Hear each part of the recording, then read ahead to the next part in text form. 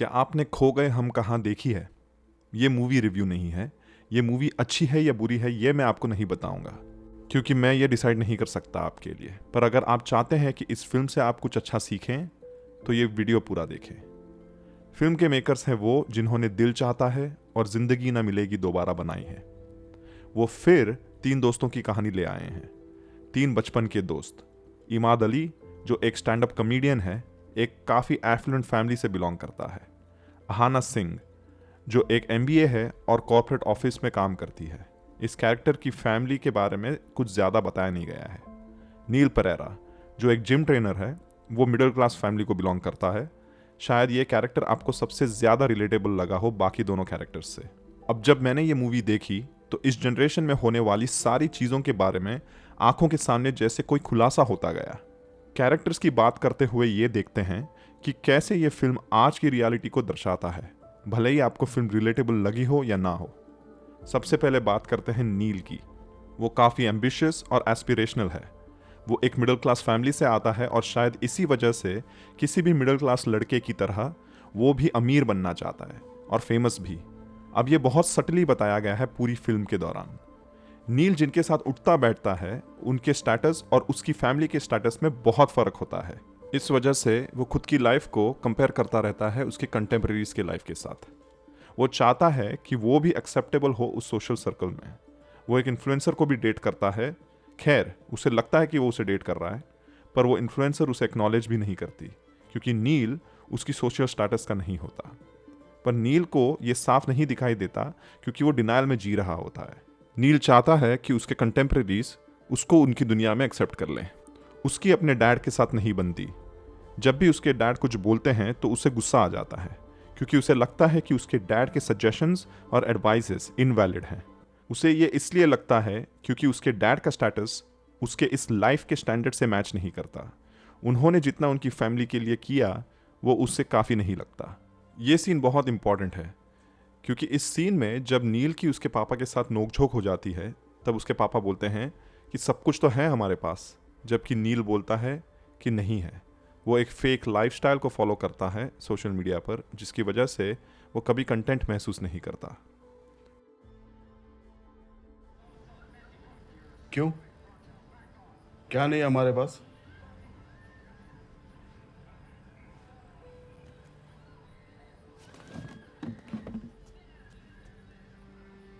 कुछ भी नहीं है डाडा। You have nothing, you don't have a life. वही पुराना गाड़ी चला रहे हो, वही बेकार घर में रह रहे हो। अब ये देखकर मुझे ये रियलाइज़ हुआ कि शायद मैं भी यही करता हूँ। मैं भी चाहता हूँ कि मुझे भी वैलिडेशन मिले। मुझे ये बताया गया था कि अगर मुझे ग्रोथ चाहिए तो मुझे भी अपने से स्टेटस में ऊपर वाले लोगों के साथ उठना बैठना चाहिए, जो हमें हमारे कंफर्ट जोन से बाहर ले आए। लेकिन क्या ये सभी के लिए एप्लीकेबल है? क्या ये pressure of constant keeping up हर कोई एंड्योर कर सकता है? अब जब मैं so called high society, high class, अमीर लोगों के साथ इंटरेक्ट करता हूँ तो मुझे किसी ना किसी पॉइंट पर यह ज़रूर खटकता है कि मेरी लाइफ इनके जैसी क्यों नहीं है। क्यों मेरे पेरेंट्स इनके पेरेंट्स की तरह हाईली सोफिस्टिकेटेड नहीं है? मेरी अपब्रिंगिंग इनकी तरह क्यों नहीं है? इस कंपैरिजन की वजह से फ्रस्ट्रेशन होने लगती है। यह कहावत आपने सुनी होगी, comparison is a thief of Joy. हम कई बार हमारे पास जो है उससे खुश ना होकर दूसरों के पास जो है वो देखकर दुखी हो जाते हैं। इस सीन में एक छोटा सा स्निपेट है जहां पर नील अपने फैमिली और फ्रेंड्स के साथ बैठकर डिनर कर रहा होता है। बहुत खुश होता है, पर जब भी वो अपना फ़ोन उठाकर इंस्टाग्राम खोलकर यह देखता है कि उसका हेड जिम ट्रेनर कलीग एक फाइन लग्जरी डाइनिंग कर रहा होता है, उसकी खुशी उसके चेहरे से गायब हो जाती है। अब कितना ईजी होता है कंपेयर करना हमारी लाइफ को दूसरों की लाइफ के साथ। हम हमारी फैमिली पर गुस्सा होने लगते हैं, रिसेंटफुल होने लगते हैं उनके साथ कि हम लग्जरी अफोर्ड नहीं कर सकते, महंगे ट्रिप्स पर नहीं जा सकते, अच्छी चीज़ें नहीं खरीद सकते, कि हम ये भूल जाते हैं कि हमारी फैमिली ने हमें कभी अनकंफर्टेबल फील होने नहीं दिया। जितना उनसे बन पड़ा उन्होंने हमेशा पूरी कोशिश की है हमें सब कुछ देने की। नील हमेशा कॉन्फ्लिक्टेड रहता है इन दोनों लाइफ्स के बीच। उसकी चाहत इतनी बढ़ जाती है हाई क्लास सोसाइटी में एक्सेप्ट होने की कि वो इस फैलेसी में जीने लग जाता है कि वो एक्चुअल में इस हाई क्लास सोसाइटी का हिस्सा बन चुका है। वो भूल जाता है कि वो वहाँ बिलोंग नहीं करता। पर उसका ये मिसकंसेप्शन टूट जाता है जब उसे उसका क्लाइंट उसकी बिल्डिंग के जिम का शावर यूज़ करने के लिए उससे स्ट्रिक्टली वार्न करता है don't cross the line bro. ये इस चीज का मेटाफर है कि उसने मिडिल क्लास और अमीर के बीच की लाइन क्रॉस कर दी और अमीरों को ये रास नहीं आई। फ्रस्ट्रेशन में आकर वो घर जाता है और एक फेक अकाउंट बनाकर सेलिब्रिटीज को सोशल मीडिया पर ट्रोल करता है। ये सीन बेहतरीन इसलिए है क्योंकि ये हमारी इनसिक्योरिटीज को झलकाता है। हम भी कभी ना कभी आसानी से इन्फ्लुएंस हो जाते हैं चीज़ों को लेकर और पेंट अप फ्रस्ट्रेशन किसी और पर निकाल देते हैं। इससे जो रिलीज मिलता है वो हमें उस मोमेंट पर तो अच्छा फील कराता है, पर हमें यह नहीं पता होता कि हम इस नेगेटिविटी में डूबते चले जा रहे हैं। अहाना सिंह एक ऐसी कैरेक्टर है जो इन तीनों की फ्रेंडशिप की जोड़ है। एक लड़की की फ्रेंडशिप लड़कों के साथ शायद ऐसी ही होती है। जब लड़कों की फ्रेंडशिप में ईगो की वजह से प्रॉब्लम्स आ जाती है तब लड़कियां इस झगड़े को सॉल्व करने में सबसे ज़्यादा इन्वेस्टेड होती है। अहाना में ईगो बिल्कुल नहीं है और वो फियर्सली लॉयल भी है। ये लॉयल्टी उसके बॉयफ्रेंड के साथ भी दिखाई पड़ती है। जहां आजकल हम देखते हैं कि इंडियन डेटिंग सीन वेस्टर्नाइज होने के कारण काफ़ी बदल चुका है। Hookup culture, situationships, casual dating, ये सारी चीज़ें बहुत कॉमन होने के बावजूद भी अहाना अपने 3 साल के बॉयफ्रेंड के साथ बहुत खुश रहती है। वो उसकी लाइफ में काफ़ी कंटेंट रहती है। लेकिन फिर उसका बॉयफ्रेंड उससे ब्रेकअप कर लेता है किसी सोशल मीडिया पर्सनैलिटी के लिए। वो उसकी नई गर्लफ्रेंड को स्टॉक करती है इंस्टाग्राम पर और देखती है कि वो काफ़ी सारी पिक्चर्स पोस्ट करती है। ये देखकर अहाना सोशल मीडिया पर एक्टिव हो जाती है और अपनी एक पिक्चर पोस्ट कर देती है एक फेक कैप्शन के साथ। फेक इसलिए क्योंकि वो उसकी रियलिटी नहीं होती, पर सोशल मीडिया के लिए एक cool sounding sympathy gaining caption होती है। वो ये सारी चीज़ें अपने बॉयफ्रेंड के अटेंशन को पाने के लिए शुरू करती है, पर धीरे धीरे वो इस अटेंशन को एंजॉय करने लगती है। लाइक्स और कमेंट्स उसके लिए ड्रग बन जाता है। एक सीन में ये भी दिखाया गया है कि जब वो कोई इंपॉर्टेंट काम कर रही होती है उसका ध्यान कंटिन्यूसली आने वाले नोटिफिकेशंस पर होता है।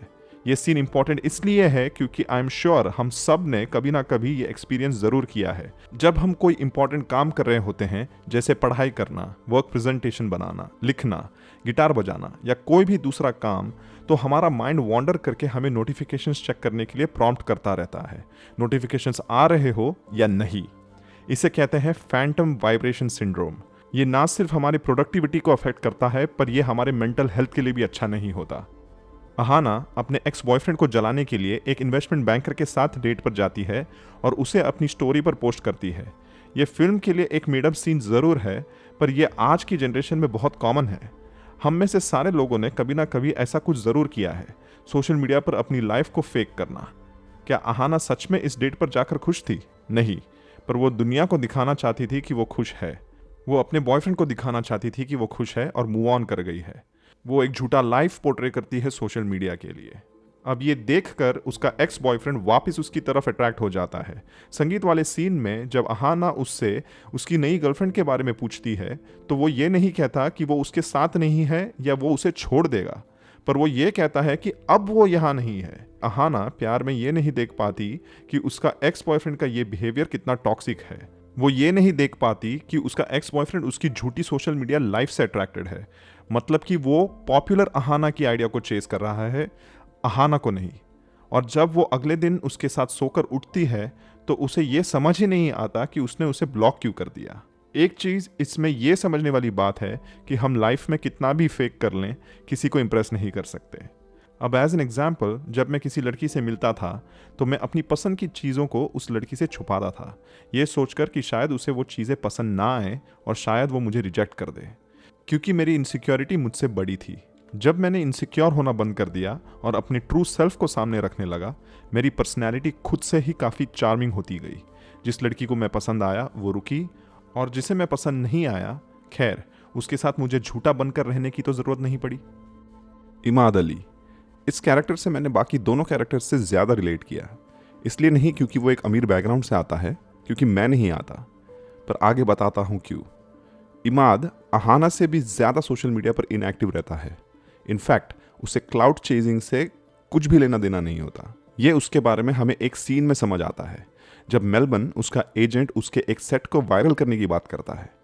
इमाद को सोशल मीडिया वैलिडेशन की कोई ज़रूरत नहीं होती, उसे लाइक्स या व्यूज़ के अप्रूवल की चाहत नहीं होती। वो इस मामले में बहुत सिक्योर इंसान होता है। शायद उसकी इस पर्सनैलिटी की वजह से वो नील की गर्लफ्रेंड को एक आउटर पर्सपेक्टिव से देख पाता है और तुरंत जान जाता है कि नील की पार्टनर उसके लिए सही नहीं है। उसके साथ बचपन में सेक्सुअल असॉल्ट हुआ होता है, जिसकी वजह से उसे कमिटमेंट इश्यूज होती हैं। वो बस दिन रात टिंडर पर स्वाइप करता रहता है, और क्योंकि वो गुड लुकिंग, रिच और आर्टिस्टिक होता है, उसे लड़कियां भी आसानी से मिल जाती हैं। वो उसकी डेट्स के साथ हुकअप करके अगले दिन उनके साथ अनहुक्ड हो जाता है। सो बेसिकली वो एक सेक्स एडिक्ट होता है। अब इमाद से मैं ज़्यादा इसलिए रिलेट कर पाया क्योंकि उसकी तरह मैं भी डेटिंग ऐप्स पर इंसेसेंटली स्वाइप करता रहता था, और मैं भी इस हुकअप कल्चर का एक हिस्सा बन चुका था। सेक्स इजीली अवेलेबल हो जाती थी और मुझे इस चीज़ का काफ़ी प्राउड भी फील होता था। इमाद की तरह ये मेरे लिए भी एक कंपल्सिव बिहेवियर बन चुका था। मैं एक मिलेनियल हूँ और मैंने डेटिंग ऐप्स के पहली वाली ज़िंदगी को भी जिया है, और मैं ये दावे के साथ कह सकता हूँ कि किसी से ऑर्गेनिकली मिलना, उस इंसान को जानना और उसके साथ स्लोली रिलेशनशिप बिल्ड करना और फिर इंटीमेसी को एंजॉय करने में जो खुशी और सेटिस्फैक्शन है, वो किसी और चीज़ में नहीं। सिर्फ यही नहीं, बट हुकअप कल्चर आपके सोल को भी डिस्ट्रॉय कर देती है। जब हम बहुतों के साथ हुकअप करते हैं तो हम ये नहीं समझते कि हम सबसे थोड़ा थोड़ा कनेक्ट कर लेते हैं, कभी कभी more emotionally than just physically. इसे कहते हैं सोल टाइज। तो जब बारी आती है ऐसे इंसान के साथ रहने की जो आपको लगता है आपके लिए सही है, तब उनको देने के लिए इमोशनली आपके पास कुछ ज़्यादा बचता नहीं है। आप उनके साथ एक मीनिंगफुल रिलेशनशिप नहीं बिल्ड कर पाते क्योंकि आप अंदर से टूटे होते हो। इमाद के साथ भी यही होता है। थेरेपी और उसके दोस्तों की मदद से वो ये समझ जाता है कि उसे अब उसकी इनसिक्योरिटीज़ को फेस करना होगा, जो वो फाइनली करता है। जो इंसान अपने सेट्स में हमेशा दूसरों पर जोक्स लिखता है, अब वो अपनी खुद की पास्ट और खुद की लाइफ पर जोक्स बोलता है, और वो भी पूरी दुनिया के सामने। वो अपनी इनसिक्योरिटीज़ को हेड ऑन फेस करता है। इस फिल्म में कई सारे टॉपिक्स को टच किया गया है, बट सबसे इंपॉर्टेंट टॉपिक है सोशल मीडिया और उसके साइड इफेक्ट्स। तीनों कैरेक्टर्स के लाइफ को डिक्टेट करता है सोशल मीडिया। जब हम शॉर्ट टर्म रिवॉर्ड्स को चेस करते हैं तो वो बस कुछ ही समय के लिए हमारे पास रहते हैं, और सोशल मीडिया से हमें बस यही मिलता है, short term rewards. Likes, views, comments, reels, matches हमें सिर्फ शॉर्ट टर्म खुशियाँ देती हैं, लॉन्ग टर्म सेटिस्फैक्शन नहीं। ये हमारे ब्रेन में डोपामिन की एक्टिविटी को बढ़ा देते हैं और हमें अच्छा महसूस कराते हैं। जब डोपामिन का इफेक्ट कम हो जाता है तब हम लो फील करने लग जाते हैं, और फिर से हाई फील करने के लिए इस डोपामिन को इनवॉलंटरीली चेस करने लग जाते हैं। ये एक विशियस साइकिल बन जाता है। दुनिया में सिर्फ दो ही ऐसी चीज़ें हैं जिसको कंज्यूम करने पर लोगों को यूज़र्स कहा जाता है। एक है ड्रग्स और दूसरा है सोशल मीडिया। जब मैं सोशल मीडिया यूज़ करता था तब ना सिर्फ दिन के समय पर रात को सोने से पहले और सुबह उठने के तुरंत बाद मैं इंस्टाग्राम खोलकर स्क्रॉल करने लग जाता था।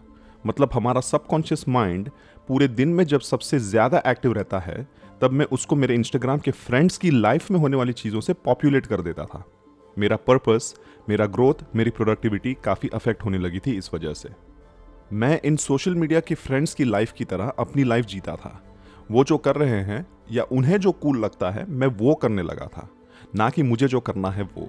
कांस्टेंट कंपैरिजन की वजह से मैं अपनी टर्म्स पर लाइफ जीना भूल गया था। इन डिस्ट्रैक्शंस की वजह से मैं लो फील करता था। का जो एक वर्ल्ड रिनाउंड फिलोसोफर थे, उनका quote "evil is whatever distracts", ये यहाँ बहुत सही बैठता है। जब हम सारे डिस्ट्रैक्शंस को हमारी लाइफ से निकाल फेंकते हैं तब हमारी लाइफ में अनएक्सपेक्टेड चेंजेस आने लग जाते हैं। जब हम एक्सटर्नल वैलिडेशन के बदले सेल्फ सफिशिएंट हो जाते हैं तब ऑटोमेटिकली स्ट्रेस, एंग्जाइटी और डिप्रेशन भी कम हो जाते हैं। किसी भी बुरी आदत को छोड़ना बहुत मुश्किल होता है, पर हमें कंफर्ट जोन से बाहर आकर वो स्टेप लेना बहुत ज़रूरी है, जिससे हमें भी पता है कि हम बहुत ग्रो कर जाएंगे। सोशल मीडिया, इस टॉपिक पर बहुत डिस्कशंस और डिबेट्स की जा सकती है, पर इसी टॉपिक पर एक रिकमेंडेशन है आपके लिए जो आपको और नॉलेजेबल और अवेयर बनाएगी। नेटफ्लिक्स पर एक डॉक्यूमेंट्री है, द सोशल डिलेमा। ये डॉक्यूमेंट्री सोशल मीडिया की वजह से दुनिया में आए हुए बदलाव पर है। कमेंट्स में बताइए अगर आपने ये डॉक्यूमेंट्री देखी है, और खो गए हम कहाँ के बारे में आप क्या सोचते हैं। तब तक बस याद रखें, आपसे बेहतर सिर्फ आपका कल है। ऐसे ही फिल्म्स और फिल्म से जुड़ी बातों के लिए सब्सक्राइब।